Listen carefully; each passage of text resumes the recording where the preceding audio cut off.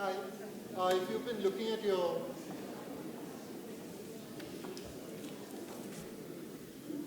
Hi. Hello.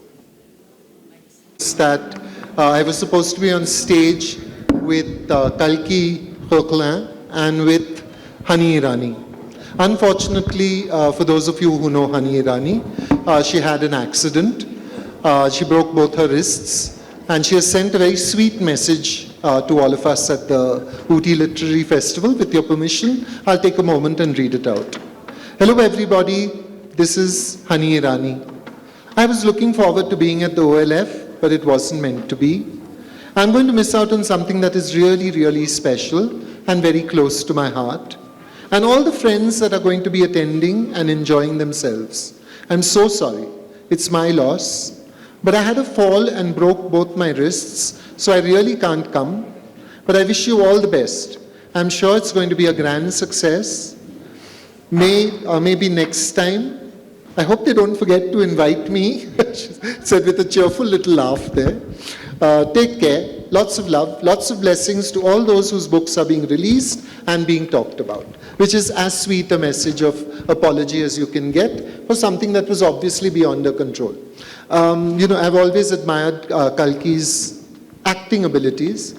Right from the time I saw her in Devdi, and then when I've seen her on stage, I've seen her on YouTube clips, I've seen her, grow in maturity as an actress until Monsoon, where she and Deepthi Nawal, if you haven't seen the film, do yourself a favor, see the film. The two of them produce spectacular performances as a mother and daughter dealing with what we all must go through if we are lucky.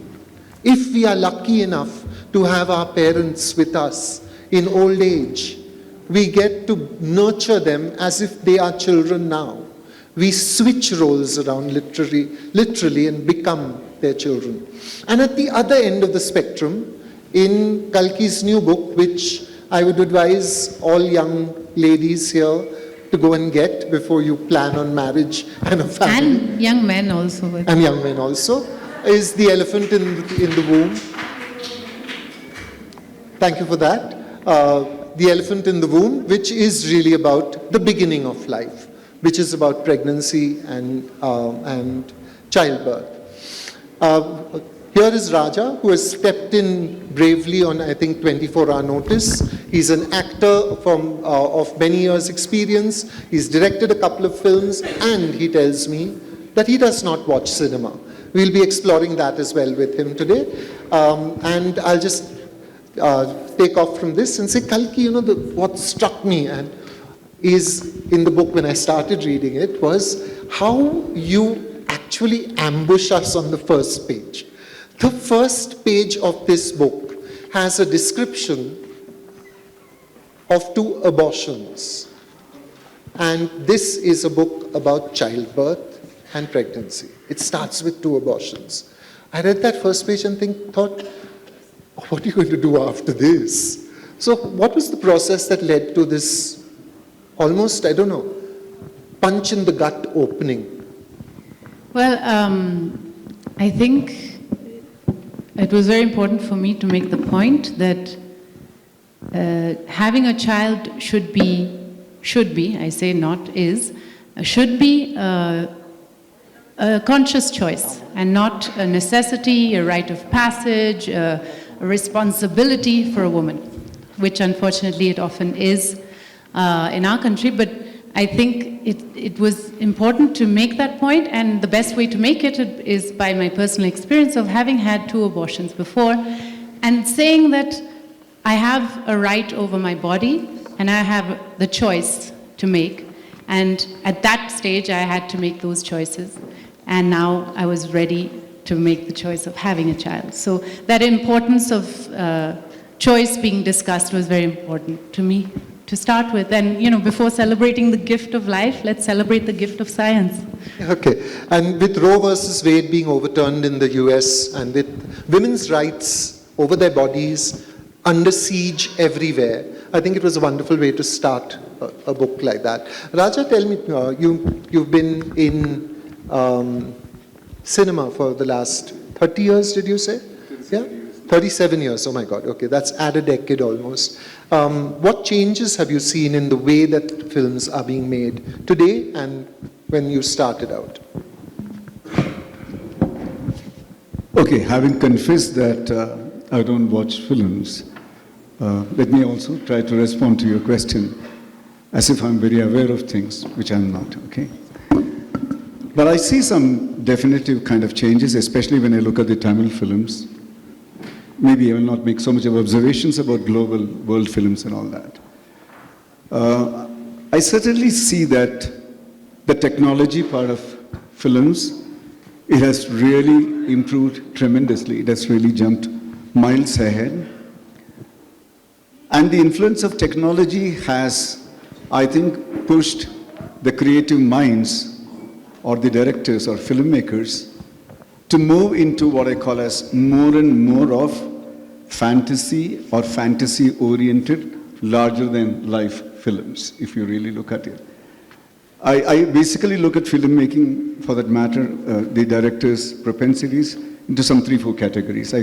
I call a set of people as realistic filmmakers, and you could say Shyam Benegal or Satyajit Ray and Adur Gopalakrishnan, they would fall into that.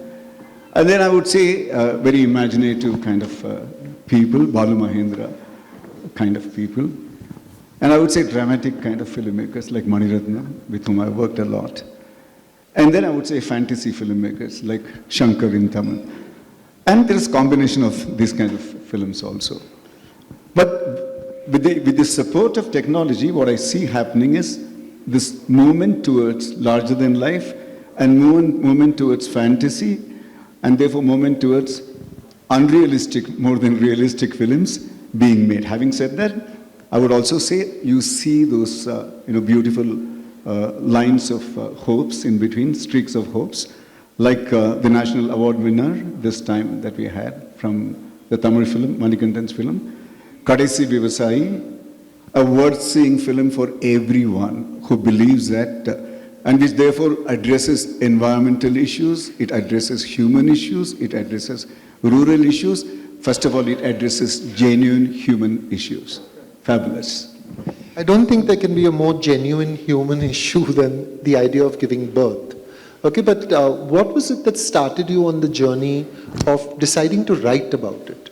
I mean, for most people, the diary or the blog is kind of for family consumption, maybe even a letter written to a baby, which you may read 21 years later. That kind of thing seems to be done now. Putting it out into the public sphere, Kalki, when did that decision happen?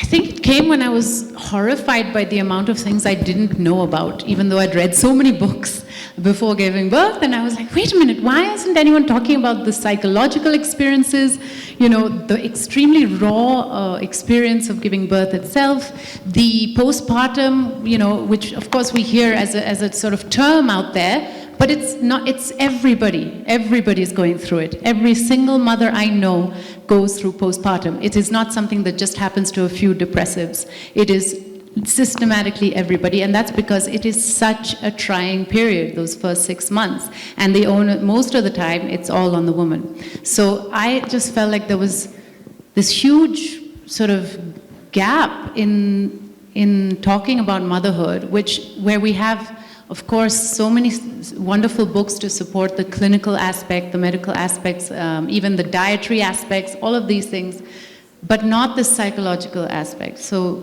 that was where this began. Plus, it was lockdown. I didn't have a job. I gave birth, and then I was like, okay, this is my entire identity now. I'm a mother, and that's all I do. Okay, so I wonder, Raja, would you say that your identity is the identity of an actor? Or would you say, you told me that you've done a book as well, where you look at Rajinikanth's punches and you try to draw larger moral philosophies or ideas. Will you please expound one punch and one philosophy for us? And you want me to answer on the identity part also? Yes, of course. So first, let me address the identity part, because that's very, very crucial for me, even as a person. Predominantly I work in the field of human behavior, human resources. I'm an organization development consultant, leadership coach, and a motivational speaker. So a large part of my work is about people and about the whole process of going, the journey of life. And I believe that identity of any kind is the most limiting factor for a human being. In fact, I use Tamil language, which is very philosophical for this. Identity in Tamil means adayalam. And adayalam is a beautiful word if you really get down to the roots of it. Adayum plus aram. Adayum alavu, adayum aram is adayalam, which means the depth to which you can reach or the size to which you can be measured into, which means any identity is a measurable limiting factor. Whatever you choose, whether it's a gender identity, whether it is a positional identity, whether it's a professional identity, every identity is a limiting factor. Whereas being human is the most amazingly releasing, enlarging, wonderful kind of a thing. So I don't hold myself to any identity. I'm a bit of a rascal who's got this license from God to do whatever I want in life. So I do these things together. So having said that, punch dialogues that you talked about, yes, I've done 80 plus films, out of which Tamil films will be at least about 45 to 50. 5 films with Rajinikanth, and he's known for his punch dialogues. So my friend P.C. Balasubramaniam and I, we wrote this interesting book called Rajini's Punch Tantra. Punch dialogues in Tamil films are pretty famous, and they try to convey a very strong message, into inverted commas, philosophy, with a couple of lines, like a doha in Hindi would, kind of say. So he has used many of these interesting punchlines. I'll talk about one punchline of his from a film, which I think is very precious, beautiful. In one of the films, I don't remember the film, he makes this statement.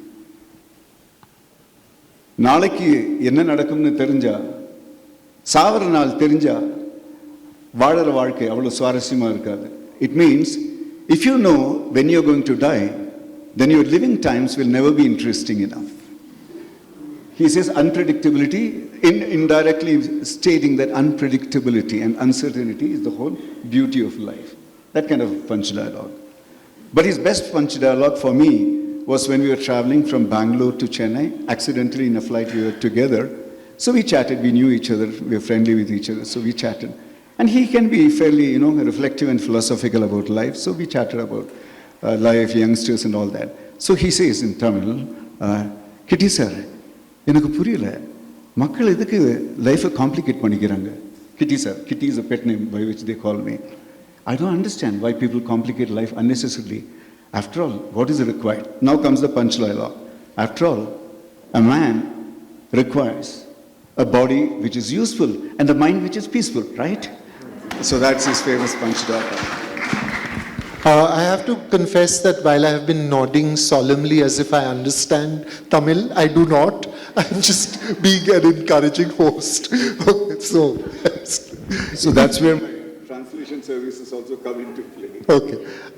Kalki, at some level there is a very strong message in this book, like a punch dialogue if you want. If you had to have a couple of punch dialogues which you think, this book, which I think stands at the intersection of feminism and motherhood, which often have been, in classical feminism, were posited against each other. Because, motherhood became a limiting identity. And feminism sought to liberate women from all identities, all limiting identities. So what would you say would be like, where did you position yourself in the book?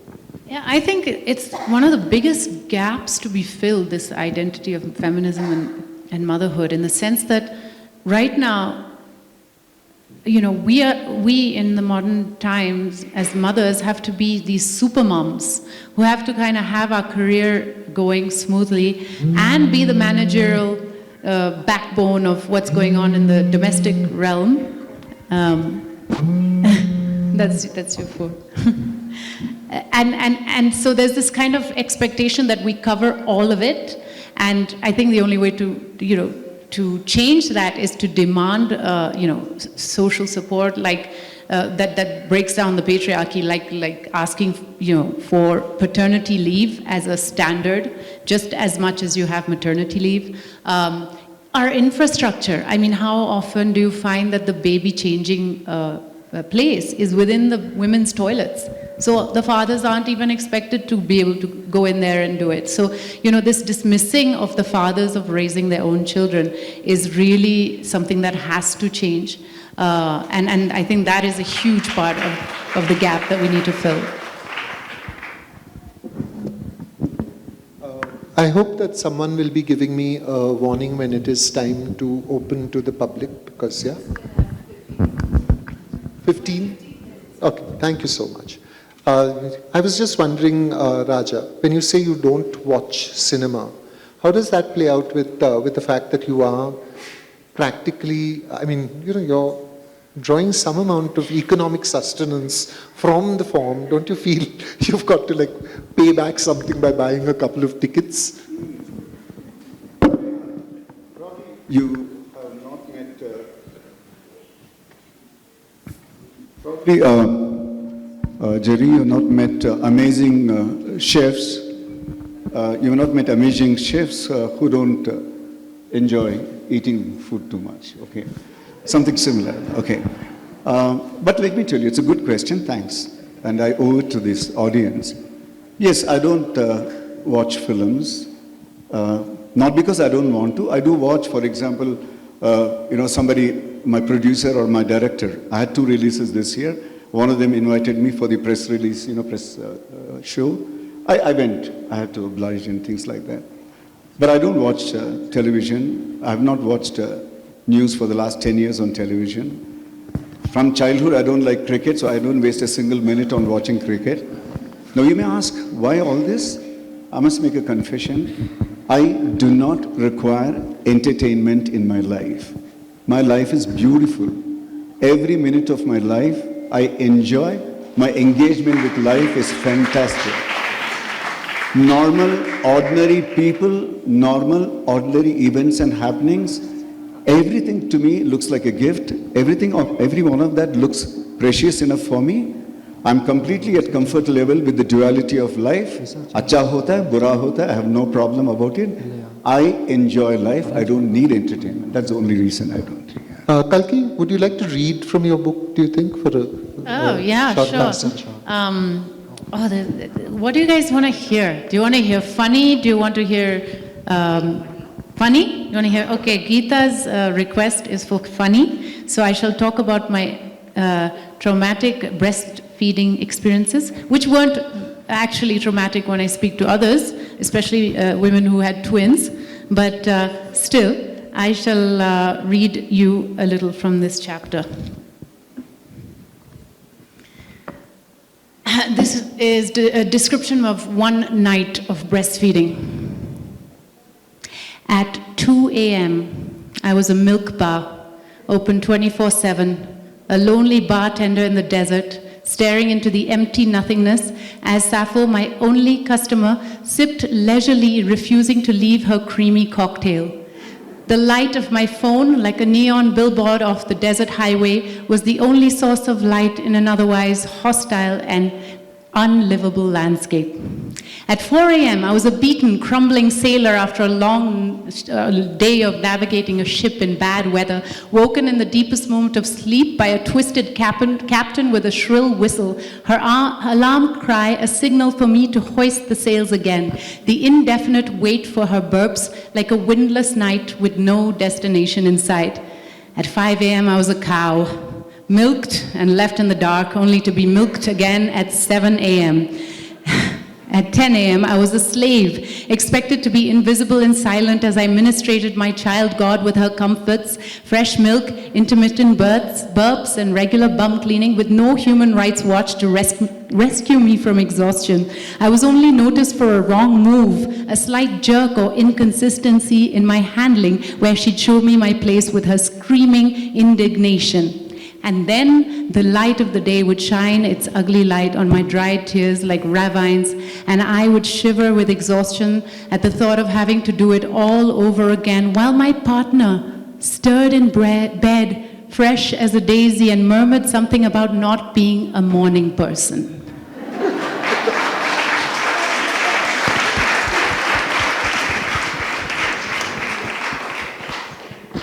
There's also a really lovely and tender passage later, which I wish you would read, just to balance it off for that poor baby. So, where, you know, like suddenly you all begin to get used to each other and move. You know, there's a lovely dance feeling to it. Right. Yeah. Everything in this journey isn't about compromise. There is a payoff. Mine happened at about week 9. It was a huge relief to see that Sappho understood that there was a face attached to this boob. It was mid-afternoon. She was closing her eyes and opening her mouth as usual, waiting for the magic tit with ever-flowing milk to just find her lips. I happened to cough, and she looked at me, her eyes wide at first, and, "Oh, how dare you disturb my bliss?" And after that, she returned to the tit. Then she stopped and looked up at me again and smiled as she drank. She pressed herself closer, held my boobs a little with her hands as if to say, "Thanks, this is grand." That's the reward. This is golden. Never mind the fact that her first words are all different versions of my partner, Dada, Papa, Baba, Abba. This is a real moment of our connection, of dance. We locked eyes and felt each other's heartbeats while we shared the warmth of our closeness. She could sense my discomfort when she latched wrong and realigned herself as I moved into a more comfortable position. We shuffled and jigged, moved away and came closer, and this dance continued to grow over the next few months. Because as I got hold of the different positions during breastfeeding, I realized that this didn't have to be a time to stare at the wall and be bitter about what I was missing out on. It was also a time to play, tickle, and giggle, a time to let go of the day's anxiety and be in the moment, a time to discover ways that could be comfortable for both of us, so I could read or work while she sucked and gurgled, a time to sing to her while she murmured with pleasure, a time to dream feed while both of us closed our eyes and fell into pillows of love.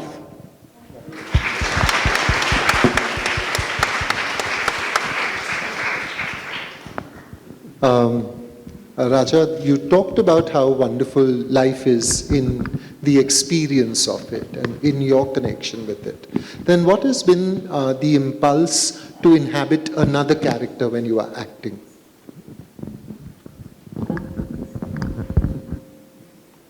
You know, acting has been not just a thing that I liked, has been a part of life from childhood. So acting is one more thing to do, one more very interesting thing to do for me, like a bit of writing, like a bit of drawing, painting that I do, similarly acting. So in terms of expressing myself in multiple ways, acting also becomes, one of those avenues. And acting also for me is a mechanism of delivering not just my talent, but in terms of making people happy when whether it's on stage, earlier times, and through films now. So as a profession and as a thing to be done, acting is something that I really enjoy, okay? And I must also confess that one perspective I have about acting is that that's one area which is so interesting, because all the things that you can never do in your real life, especially as a villain, you can do all of that and get away, okay? In films, okay? So I think I'd take that question to you as well, Kalki, because there's an intersectionality here between the actor, the writer, and the fact that this is a graphic novel, which in some ways implicates the visual. So what was the process of you and Valeria working on this project together? And perhaps before you answer that even, when did you think maybe this could be a graphic novel, just not text? What brought you there? If you haven't read the book, you really have to see how heavily it is illustrated. It's really quite I mean, yeah, it's very heavily illustrated, and I depended heavily on Valeria Polonishko, who did it with me. The reason I wanted to make a graphic novel is because when I was pregnant, I kind of made this chart, and it was drawings of myself going through the 3 trimesters and all the sort of embarrassing, weird incidents and problems I was having, and all the things I'd experienced. And I saw that I had made this chart thinking one day I'll post it on my daughter's bedroom wall when she's a teenager and show her what it really means to get pregnant, and then I realized it's so visual, and that I needed to make this in a visual way, and that's why I spoke to my friend Val, who's a fantastic, very talented artist, and it also needed to be someone I knew well, because I would literally get up in the middle of the night and be like, oh, I have an idea, when I speak about this chapter and I say this, I think it would be really nice, those kaftans that women wear that, remove them of all sort of opinion and leave them completely sexless, those kaftans that you find in mother care. So I was like, that's I want a tent. Can you draw a woman who's in a tent with her head poking out and she's lost her vagina in there somewhere? So, I would just describe what I had in my mind, and then she would draw it, and it was fantastic the way she's done that. So did you visualize the book and then see what Valeria, because there's some very nice, I think she's got you very well also. She's done very good jobs. And there's that one of you as a kind of mother goddess, sort of like a big, I don't know, a Devi, sort of yes, a happy Devi, which is quite sweet, I She's thought. done some fantastic things. And yeah, of course, she asked for photographs of all the people, she's even got my doctor very, very accurately. I don't know about my boobs if they're accurate, but anyway, she's really done a great job. But yeah, of course, every chapter that I wrote, I would write with sort of in brackets, this is the visual I need. So it was very specific what I wanted. I was wondering, you told me, I think, that you directed films as well. Yes. Yeah. Did you watch those films?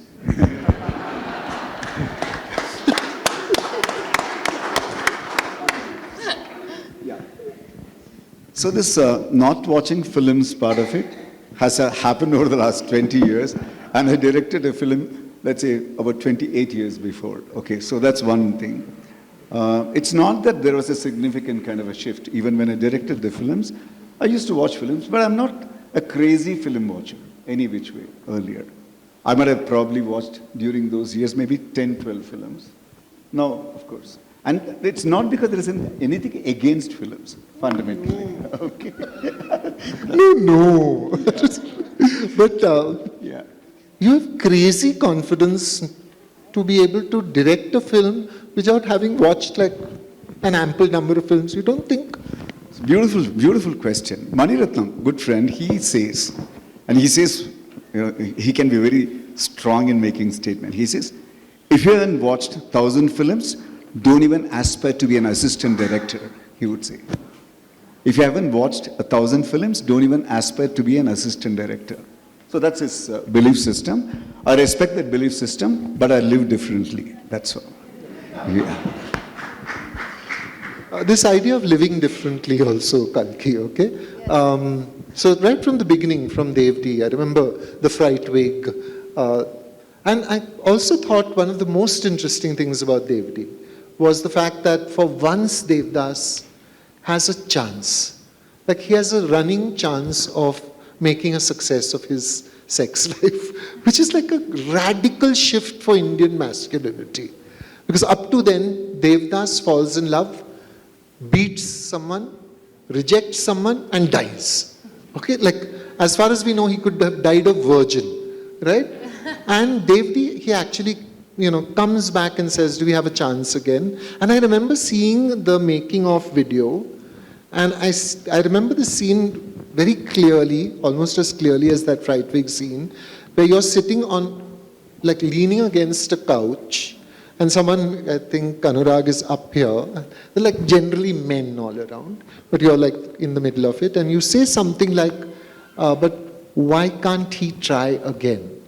So I'd just like you to trace what are the consequences of living differently, of choosing to, forge your own path, of choosing to say, I don't know if she got my boobs right. What are the consequences of those decisions to be alternative?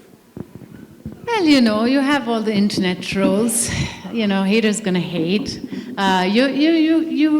There are going to be judgments made, but I think that actually, apart from that, the consequences are not that dire. I think that you get to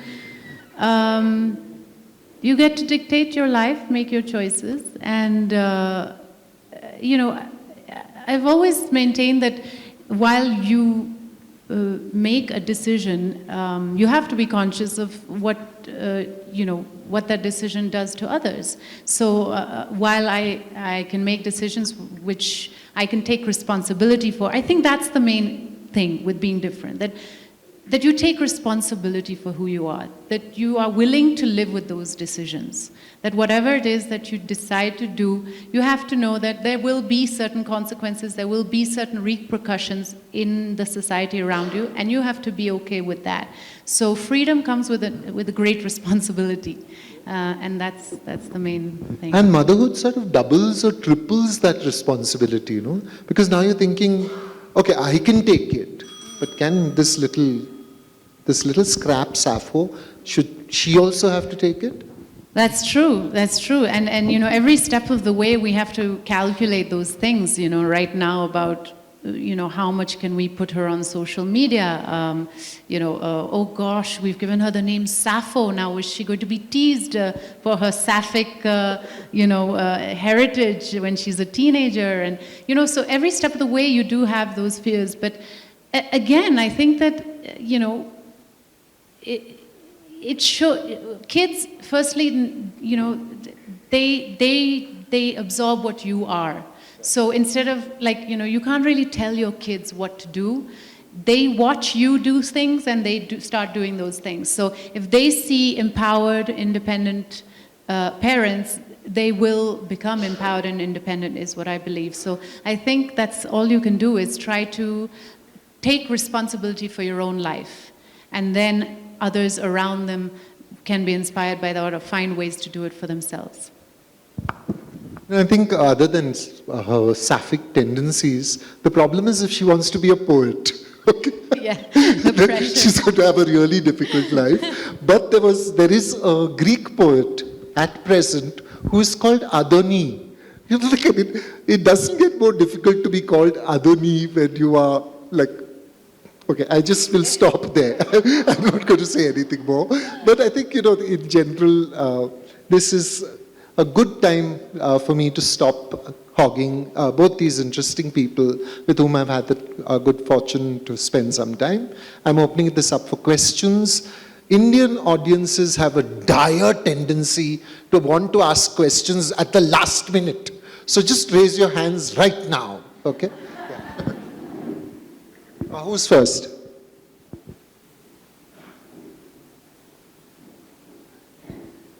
Mustansir will ask the first question.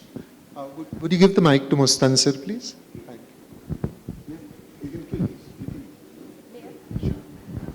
Thank you. To hear a little more about your interaction with Rajnikant, because that is something special for all of us. And to make it brief, is a duality challenge of life, to begin with. It's very interesting. I met Rajnikant long time before I came into films, when I was a personal manager of the Chola Sheraton Hotel in Chennai, somewhere in 1979-80. So 10 years later, I met him in my first film.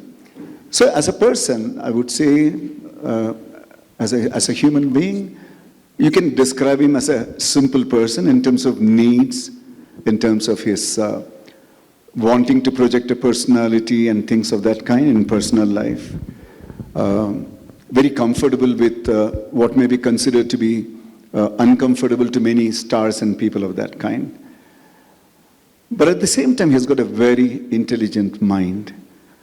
One of those actors that I know who, I would say, invested very intelligently from a very early stage as he started earning and things of that kind. But he, as a person, was also concerned about socio-political issues, and he has voiced them. But his promise to come into the political stream and then not coming has been a big disappointment for many, I would say, including me. We worked closely for about 2 years on that. As an actor, he's a person who gives phenomenal space to the other actors. I still remember Dalapati film, where I was also kind of associated with Mani. And there was this scene, very emotional kind of a scene with Mammootty, and where Mammootty is confronting, saying that you were supposed to be you're the brother of that collector and you never told me, and you worked against the collector with me. Why did you do this? This is the question in Tamil. And so he looks at the script and he says, "Romba emotional, eh?" So I'm standing next to Mani. Mani says, "Yeah. Sir, Mani, idella Kamalhasan kudukku, enakku edukku sir kudukkreenga?" So he can be very naturally joking, doing it easy. It's very, this is very emotional, or what? You give this to Kamala Hassan, don't give it to me, is what he said. You know, a matter of fact kind of a thing. So that's his nice, his acknowledgement of people, talent, openly, is one of his great qualities. But at the bottom of that, he's a smart guy. Kalki, you're an Ooty girl. Yes. Yeah? Tell us about growing up here. Yes, I grew up in Ooty. I went to Hebron School. I went to Shink House to get my chili chicken. I went to the market to, get those, date shakes I think we used to get, and of course dosas and many other things. Yeah, the wildlife down in Mudamalai, very close to where I grew up. So having elephants in your backyard, that was normal. This was my growing up years, and of course Tamil, speaking Tamil. Okay. Questions, anybody? Okay, at the back there's a young man with his hand up. Yeah, so this question is for Kalki.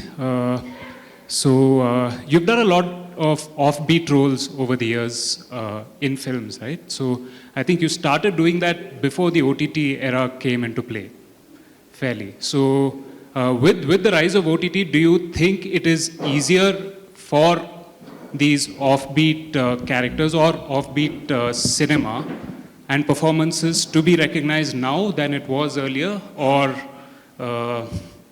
is it tougher? I think offbeat keeps changing. So what was maybe offbeat 10 years ago is now becoming popular. And so hence the OTT platforms, of course, helped bring about way more roles for female actors, a lot more raw kind of characters. There isn't this sense that there's just a hero and heroine, there's really each and every character has meat to their roles.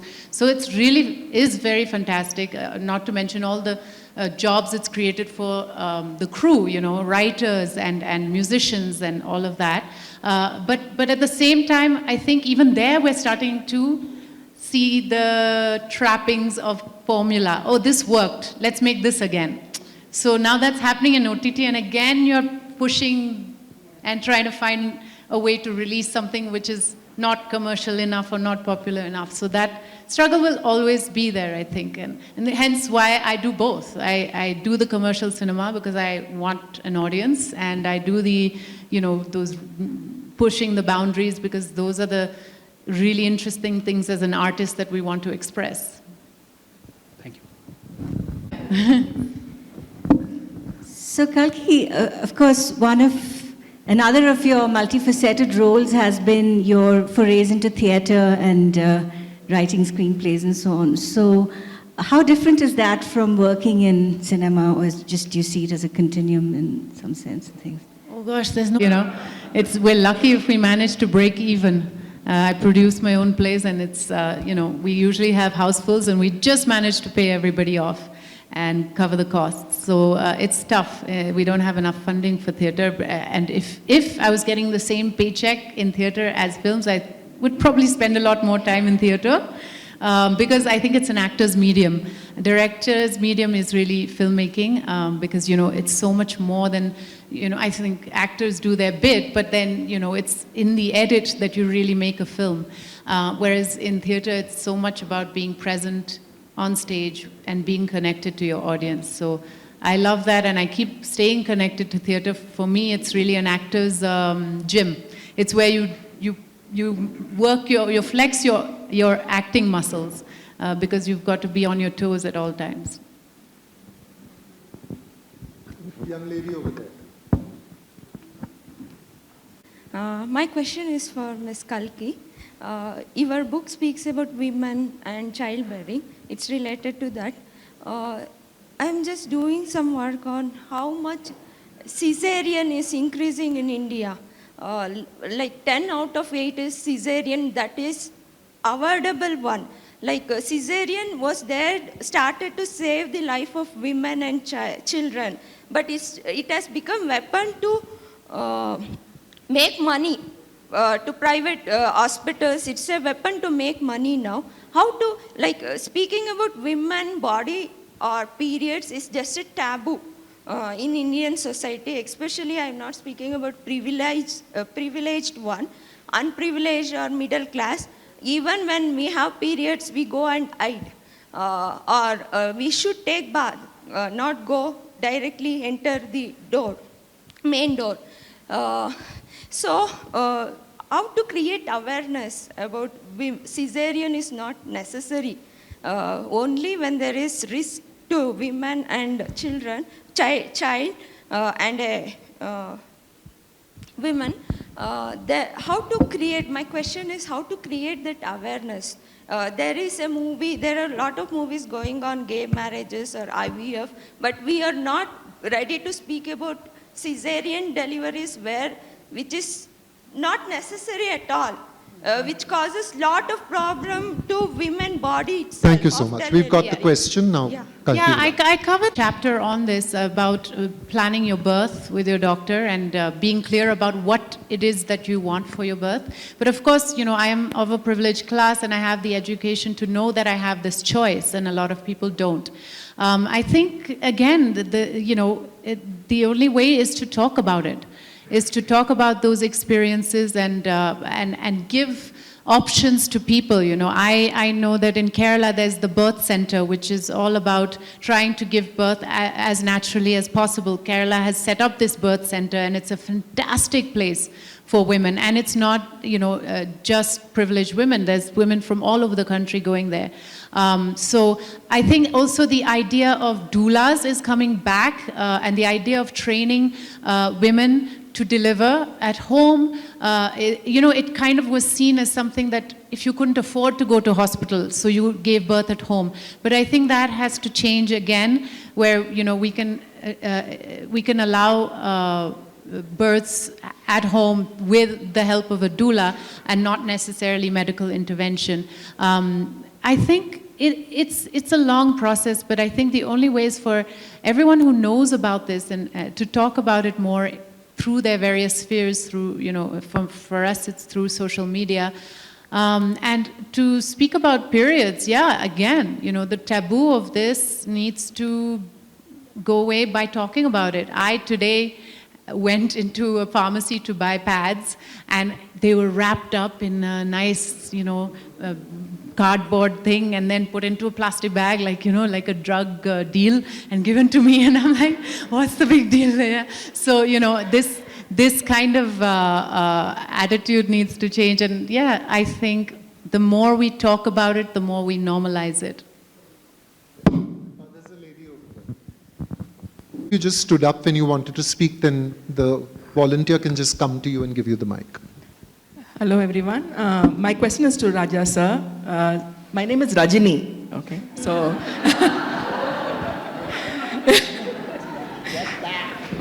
and I'm a HR professional. I like Rajni, okay? Thank you, and he's my favorite too, sir. Okay, and I'm a HR professional, and I know you for a long time, and I know that you've been you're such a versatile person I've ever come across. So can you draw a parlance between the HR job that you do with the acting that you do with multiple roles? Because, you know, could you say, get that parlance out for us? And Kalki, I have a compliment for you. I just love your role in Dil Na Milegi Dobara. Such a cute role, and you did a great job about it. Thank you so very much. much. Yeah. Yes, Raja. In terms of finding parallels or let's say relevance of HR into films, I think that's a very difficult thing to really talk about. HR as a part of management processes and therefore management, field management science, whatever that we want to call, is interesting by itself. Of course, you have in the films, for me, more than HR, since I'm an organization and human behavior person, behavioral aspects always fascinate me. So from that point of view, for me, both of them are very interesting. But the observation I have is that it's so interesting to find that some of the best actors in life, you find not in films or stage, but in corporates, okay? That's the best part. And part of my work is very interesting when I have to do transformational initiatives, change management in organizations, when one needs to work on these acting issues of certain kinds and bring in a lot more of, if I can use the term, genuineness, acknowledgement, reality orientation of a different kind in manager's mind. So there's a lot of unstated acting that happens in the corporate world. Sure. Yeah, okay. Sure. There's another question. Could you stand up, please, so the mic could come to you? Sure. First of all, thank you very much. Really engaging discussion. Jerry really conducted with both two great, well-known personalities. My question to both of you, art and culture has played a very important role in the social and the cultural change that we've seen. In today's environment, especially what's happening within India and globally, what is the role that you emphasize this profession playing going forward?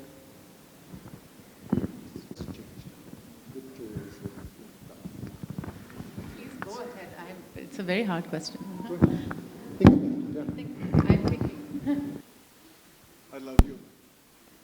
I love your question. Hello. Yeah. Hello. I love your question. Thank you.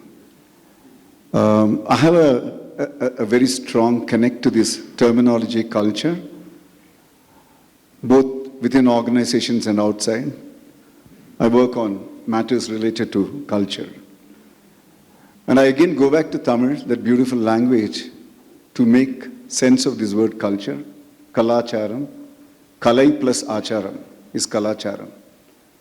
And if you look at culture from that definition, it's fascinating. Kala is art, which is intent. Kalai's intent or Kalai's purpose is to create joy, happiness, expression. And acharam is repeated, regular, ongoing beliefs and practices with a positive intent. Put together, such a beautiful term, culture. All those beliefs and practices with a positive intent in society, which can create common good, common happiness. Such a nice thing.